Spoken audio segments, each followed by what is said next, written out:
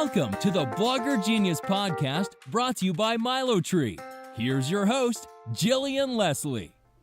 Hey everyone, today I am here with my friend Mary Anne Kokendurfer from the blog Mama Smiles. And I have known Mary Anne now for, a couple years. And it's really fun to connect with her, and I'm excited to have her on the show. So welcome, Mary Anne. Hi, it's great to be here.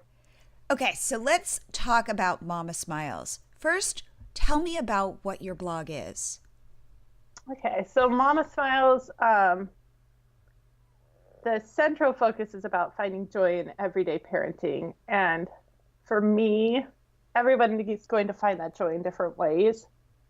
For me, the things I love about being a mom is that hands-on time with kids, like learning, creating, traveling, and just exploring new things. So that's what you'll find on my blog. Okay, and then what I want to see, I want to know how you were inspired. So wait, let's go back. So you are an educator. You have a Ph.D. in education. This is what you live and breathe. Yeah, well, my Ph.D. is actually public health, but it was like arts programs for kids with PTSD. So it's still very education focused. And I do have a master's in education from Stanford. So okay. And I would say, yes, I'm an educator. That's what you do. Yeah. Okay, and you have a bunch of kids. Yeah, I have 4 kids. My youngest is 5, and I have an 8-year-old, a 10-year-old, and an 11-year-old. Can you share the story of how you started Mama Smiles? Yeah, it was almost an accident, I would say. I was home with 2 little kids, and anyone who's had 2 kids under 2 knows that life can get very exhausting. Yes. And I was looking for a way to focus, and I really wanted kids. I mean, I was one of those women who really, really wanted kids. And so I was like, how is this, I need to enjoy this. I can't just survive it. Yes. And so I was looking for a way to focus on the things I loved about being a mom with little kids. And so I just started this blog kind of focusing on this as a way to make myself focus on what I loved about being a mom. And then I didn't start intending to create a business, but that is what it's turned into. It's been an amazing journey. And can you share how it has evolved? So you started it as a way, really an outlet. Yeah, it started as an outlet. I would say it still is, because I just derive so much joy from actually writing something and publishing it. Oh, interesting. Can you talk about that? What do you mean by that? I think it's, I've come to realize I value community, and I'm really lucky. I mean, I have a really great local community, but I do value that like expanded global community. Mm. And I also think, I'm a mom at home with kids. I work from home. And so much of what I do is really valuable, like feeding and clothing and cleaning, but it all gets undone within 24 hours. Yes. And on my blog, I can write something, and it's a production, and it's artistic, and it's creative, and it makes me think, and then it stays done. Yes. That's just kind of amazing. That's so interesting. I get that. And does it give you, I find that blogging for me gives me enough distance so that I can then reflect on what's going on in my life. Yes, it's like that self-awareness, and I feel like it's a constant like reevaluation of what matters to me and why is kind of what my blog is. I love that. Okay, so you start this blog and you're writing about what you're doing with your children. Yeah. And then when did you think, wait, this is a business and I can really think about it as a business? I mean, I don't think I even realized I was such a naive beginning blogger. Okay. I was just, I need a creative outlet. Here's my creative outlet. And blogs are amazing because you can have 0 startup costs if you want. Right. And so I was just recording this, and I started reading blogs a few months before, and I was like, oh, I could do this. And so I started writing, and then at a certain point, companies started contacting me, and then you start to get the ad revenue, and it's like, okay, now, and my kids started getting older, so I'd been kind of focused on being home when they were little, and then I really wanted to continue to be home. Right. But I have all this education, and I was like, okay, I don't want to just like throw all the education out the window and spend my days doing only mundane things. Right. Right. Right. Not to undervalue those mundane things at all, because they are the essence of all of our lives. Right. But I do think, again, in all honesty, motherhood, it's like nobody's, once you have a child, and you've got 4, but nobody is applauding you for packing the perfect snacks. No, and when you're, it's a bizarre experience to go from being this high performing person Yes. to being treated as almost a nobody, which devastates me that that's how we treat mothers. Yes. Yes. And that was another piece of it. There was also a kind of, I hope that people can see my blog and see some of the things that stay-at-home mothers do with their kids that nobody realizes are happening. Can you give an example? Well, just things like the value of having a parent there taking her kids on a walk, or a it doesn't even have to be a parent. I just want caregiving to be more valued. Oh, and that's so nice. And I hope that people can recognize what an impact it can have on a child's life to have someone having that kind of hands-on involvement.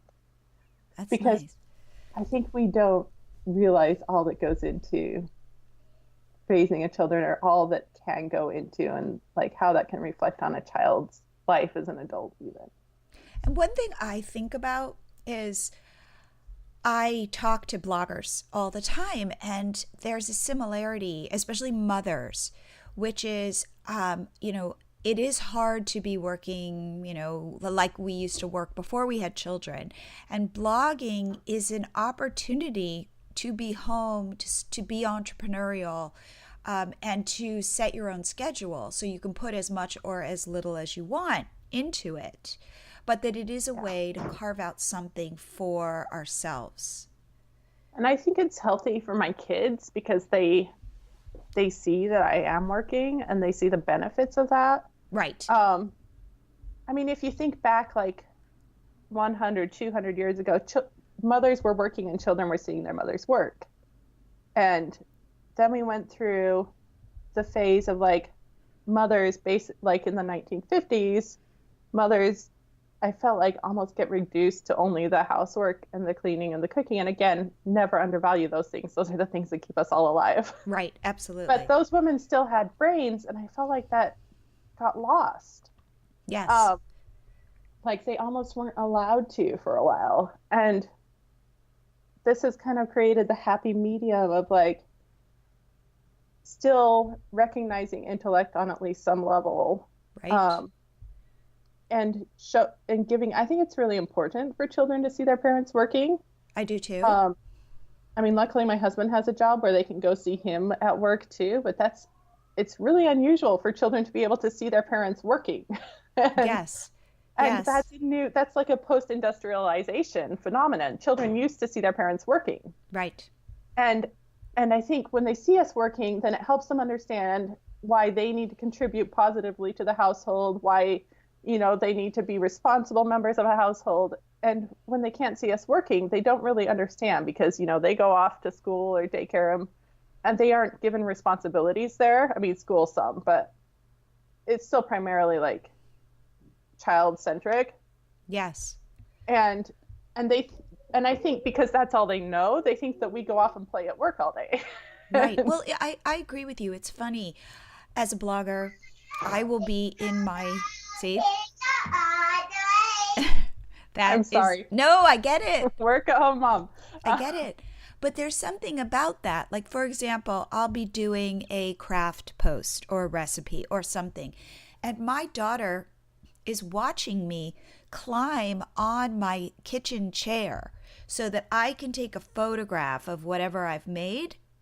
And she sees the mess. She sees what goes into it. She sees the magic. She sees everything. And she participates because she'll be in some blog posts and I will pay her to be in blog posts. So it breaks it down for her. Like, this is what work is. And the truth of the matter is, when you're a blogger, it is a lot about that kind of stuff. Like, there's the glamorous fun stuff and there's some crappy stuff. But the truth is, it's like you just, it's not magic.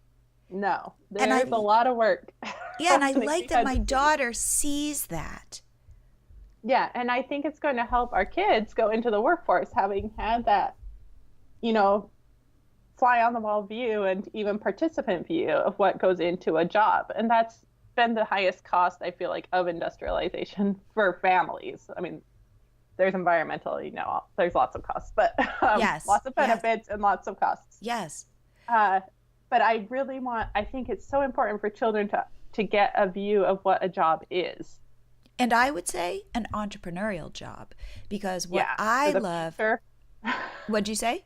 I think the next generation, it's all about that. Yeah. So the fact that like we can make these little businesses from our homes and really chart our own path. We don't have bosses telling us what to do. It's really like, well, today this is what I want to do, or this is the direction I want to grow my business in. Yeah. And that can be scary. Yep. And it does take somebody who is motivated. Yep. But if you can do it, if you can put one foot in front of the other, like, whoa, for you, it started as an outlet and all of a sudden you have a business. Yeah. Okay. So let's talk about the business side of it. Okay. Okay. So you started your blog, 10 years ago, 8 years ago? This will be, I just finished my 9th year. That's crazy. So I was right there. And so I like how you said that you started to find ways to monetize almost by accident, like brands reaching out to you and you figuring out that you could put some Google ads up on your blog and you can start to make passive income. Like, explain that journey and where you are today in that. So I actually I have a very entrepreneurial little brother who had Amazon affiliate links way back in 2000. Wow. Yeah. So I think I started with Amazon affiliate links and then I added in the Google ads. And then a company started offering me sponsored posts. And those are still the 3 main revenue streams I have. And I still mostly monetize with affiliate links. Okay. And is it mostly Amazon or do you use other brands as well? I would say Amazon is my top. Etsy I do all right with. Okay. And then some ad revenue. I haven't signed. I'm a little bit picky. I could probably have more ad revenue than I have. Well, I know I could, but right. I haven't. I try to keep the ads inconspicuous. You haven't blinged out your site with ads. Yeah, there are ads there, but yes. Okay. And then I do take the occasional sponsored post, but I'm pretty picky about those. And what would be a brand that you would be cool working with? Anything education oriented, especially hands-on education. Okay. I've worked with banks, bizarrely, but I think because, I am very good at budgeting and finance stuff, and apparently they pick up on that, even though it's not a topic of my blog. Yeah, no, I get that. But I research the companies I work with pretty carefully. Okay. I mean, no company is perfect, just like no person is perfect. But right. I try to stick with things, whenever I'm offered a sponsored post, and let's say, okay, do I see value in this for my readers? Right. Or occasionally it'll just be a cause that I personally just think needs awareness. So. And now, how are you finding are you working with these I don't know what to call them, aggregator companies where they come to you, like a company works with a bunch of brands and then they reach out to you to say, hey, we have this opportunity? Or are you reaching out to brands, or are brands individually reaching out to you? I work with TapInfluence is my favorite. I do work with them. They're what you're calling an aggregator. I don't know what to call them either. Right. I like them because they understand what bloggers need to know to create a post. Right. And companies don't always know that. Right. And they also know what bloggers expect. Sorry, Right. my kids came back in here. Yeah. Girls, go out. And I work with TapInfluence too, and I really like them. Yeah. I think they are, if you can get in with them, I think they're hard to get in with these days, but Okay. they are absolutely the premier to work with Got of the it. ones I have used. Got it. And then sometimes companies approach me. I've done very, very little reaching out to companies. Okay. I And know people that it works for, but I just right. So. Well, it depends on where you want to put your focus. Like if you want to track down brands, you can I say go do that. But yeah. It definitely is, you've got to commit to that. Like there's a lot of work that goes into that. Yep. And that's the one thing. And, you have to be, if you're going to do it, go in with a clear idea of what you want and make those expectations clear. Just like, that's what I want from brands. I have to give brands that too if I'm going to approach them. So. Totally. So can we talk about video? Because I really like the way that you think about it. Okay. Yeah, we've talked about this before. Yes, I feel like everybody is like, video is not just the future, video is the present. If you're not on video, you're screwed. Yeah, and I'm not on video. So there we go. No. Yeah, but tell like, you've been able, this is the crazy part, you've been able to continue building your business without doing video. Yeah, that's true. I have been able to continue building like income streams and everything without doing video. And I always, I'll say this. I'm like, I'm not going to promise I'll never do video, but right, right. So I haven't gone into video. The main reason is that I prefer not to consume video content myself. Okay. And then there's the fact that video is very time consuming to produce, and it requires absolute silence, which you can hear, how many times have my girls come in this room over the course of this interview. Right. But really it's just that it's not my favorite way to consume content. I think the majority of people do seem to love video. I don't know if they always will, but that does seem to be the preferred majority right now. Right. One thing that I think people forget is that blogs often reach niches of people. Okay. And I'm not completely convinced that my niche loves video. Most of my readers are not big screen families. I think we all, myself included, use screens sometimes. Okay. But it's more like carefully selected screen time. As a mom reading blogs, I can read a blog and my kids mostly ignore the fact that I'm reading a blog. I can't watch a video without them wanting to watch the video too. Right. And I don't think you need to do something until it makes sense to you personally to do it. Like, you don't have to do it just because everybody says do it. I love that, because the next question I was going to ask you, which is, like, what would given that you have been at this for 9 years. Yeah.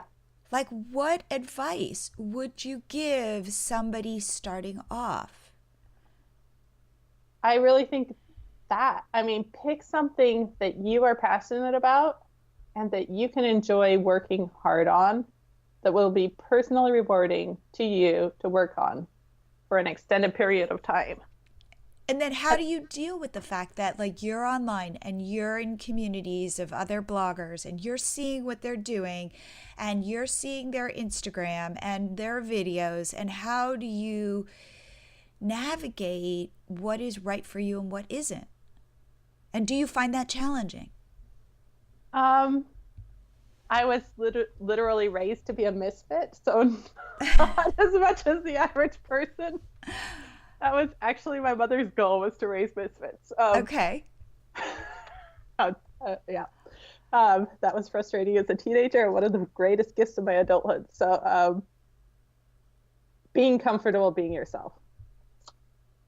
And do you ever, really important. do you ever struggle with that? When especially you're I mean, consuming other people's content who are in your space. I think it's really important to look at them and allow yourself to admire them. Ooh, okay. That it's okay to look and say, wow, that person is amazing. You don't have to look and say, wow, why am I not that person? Wow. That's been kind of life-changing for me. Just say, I can look at that person and I can just admire them and enjoy the fact that I can admire them. Like, we can do that with celebrities, right? Right. I mean, I can look at an actress and say, wow, she's so talented and she's so beautiful. I think we need to let ourselves do that with the other people in our lives. I really like that, because it's so hard.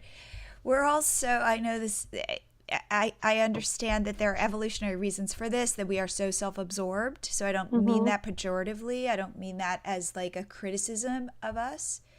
But that we are so self-focused that when you're a blogger, like, one of the hard parts is you are home mostly by yourself, even with, with kids, but it's not like you're going to an office. And it's hard not to get up in your head and look around and see what other people are doing and think, oh my God, that's not me, or I'm not doing as well. When the truth of the matter is it has nothing to do with you.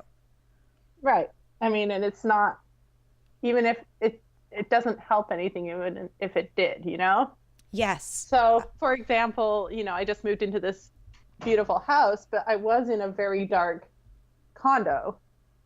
And it made photography so frustrating. Now, there are bloggers who conquer that problem with lights and sets, and I didn't. Okay. I could have conquered it by investing in lights and everything. And so I can either be like, oh, my life is so unfair, or I could look at all the things, all the tools I do have, and what I can use, and focus on what I can do. Or I can problem solve and, buy the lights, or eventually move somewhere with better lighting. But right. But it's okay for people to have things you don't have, and it's okay for people to excel at things that you don't excel at. I think that's exactly how we make space for ourselves, is by being different. I like that. And I think it's all about, you can look at them and you can admire them and you can learn from them. But that kind of like jealousy / putting yourself down never helps anybody. Yes. I mean, It doesn't help them either. You're just hurting yourself, and it usually has a neutral effect on them. Right. Right. Why harm yourself? Right. Now, in terms of social media, because again, as we're reading in the news, that social media can be, a good thing and also a destructive thing. Like, how do you think about social media when it comes to your business? Yeah, I think social media is a tough one, because you can, that can be a 72-hour-a-day job if you let it be. Okay. I think blogging happily is all about deciding where you're going to focus your time, what matters enough to you to invest time, money, resources in it, and then focusing on those areas and accepting that you're going to just let some things fall through the cracks. Okay. Unless you want to really throw a lot of money in it and hire an entire team and supervise that team, but that's not the kind of blog I run. So what platforms are you on, or do you think are important for your business? I think they evolve constantly. I'm on Pinterest, Instagram, Facebook. I'm on Google+. I don't know how beneficial it is. Okay. I happen to have a pretty big following there, and I've stuck with it. I think because I was an early adopter. So. Okay. I think Google Plus is mainly useful because of its links to Google. Yes. Yes. And it had potential. It's the most well-organized social media site I've ever seen. Okay. It's just people haven't gone to it. So Right. So, okay, what about your business today are you most excited about? I think so. As you know, I've got 3 girls who are homeschooling, and I've always had an education focus on my blog. And now with them home, it makes it a lot easier to just kind of like delve into that aspect of it more. Okay. So I'm excited about that. I'm excited about, I have a couple products that I'm like just ebooks that I'm hoping to release in 2018 that I'm excited about. And what are they? Are they about homeschooling? They're about kids' activities. Yeah, they're about hands-on parenting. I hate dividing into like homeschoolers versus non-homeschoolers because so much of the stuff I do as a homeschooler I did without homeschooling. It was just trying to find the time for it. Or like it can be a summer activity if your kids go to school, or I'm not a fan of like just mommy wars in general. Yeah, no, I get it. I think there's room for all of us and all of our. I'm so much for cooperation and like mutual respect than competition. Yes, I love that. Yes. Okay. Yeah, go ahead. So if somebody were to be starting a blog, and I know we've kind of touched on this today, what would you, knowing what you know now, what would you say they should focus on or do or think about? Some of the best advice in terms of getting started that I've heard, that I can't take credit for this, is the idea of creating an avatar for your ideal reader. Like thinking, who do I want to reach? And then what do they want to read about? How do they want to consume this content? Are they going to want video? Or do they want more written tutorials? And then where will I find them? And how do I connect with them? And a lot of times, I've said this before, our avatars typically are similar to ourselves. Yes, I agree. I mean, that's the beauty of the internet, is that you can find those people who you connect with. Actually, that was one thing when I started blogging. I did a lot of crafts with my kids. And none of my friends in real life at the time were very crafty. Like, they would come to my house and they would their kids would do this stuff with my kids, but like they just did not get why I thought this was cool. Right. And these are still my friends. I moved across the country and they're still my friends. They're amazing women and amazing mothers. Right. But it was so refreshing to meet other women who understood why I thought cutting out cardboard was awesome. That's so, yes. And that is the wonderful thing, again, about blogging and the internet, which is you can have you can not just be a craft blog, you could be like a toilet paper roll craft blog and find your people, find your tribe. That's a pretty big tribe, actually. Yes. Paper roll craft blog tribe. Exactly. And that's what's so powerful. So I like that advice, which is to really think about your audience, that you want to be something to somebody versus everything to nobody. Yeah. So I think that is one of the most powerful things about what we do. I agree. Not to be afraid to go niche down. Yes. And I'm probably broader than would be recommended if you're trying to maximize income streams. But yes, there is a lot of room to niche down. Yes. And also the one other thing I would say is this idea, like for you, having been at this for 9 years, us too, we've been at it forever, is to allow your blog to evolve over time. That it can grow with you. Yes. And that's, another piece of advice would be to pick a name where there's room for evolution. Yes. Like Mama Smiles is kind of intentionally it can mean a lot of things. Yes, I agree. I absolutely agree with that. Where if you say my blog is toilet paper roll crafts, Then you're stuck with the toilet paper rolls. For 10-year-olds, Yeah. you're kind of screwed there Yeah. when your kid turns 11. Mm-hmm. So I love that. So Mary Anne, where can people find you? How can they reach out to you and see what you're doing? Yeah, you can find me on Twitter, Pinterest, and Instagram as Mama Smiles. And I'm always happy to hear from readers, other bloggers. I'm very happy to connect with you. Oh, well, thank you so much for being on the show. Yeah, thank you for having me. If you're trying to grow your social media followers on Instagram, Facebook, YouTube, and Pinterest, plus trying to grow your email list, definitely check out MiloTree. It is the smart pop-up you add to your blog or your site, and it asks your visitors to follow you on social media or subscribe to your list. Just a couple things. It's super easy to add to your site. We offer a WordPress plugin or a simple line of code. It's Google friendly on mobile, so you don't have to worry about showing pop-ups on mobile. It's lightning fast. It won't slow your site down, and you can grow multiple platforms at once. So check it out, MiloTree.com. We also offer your first 30 days free.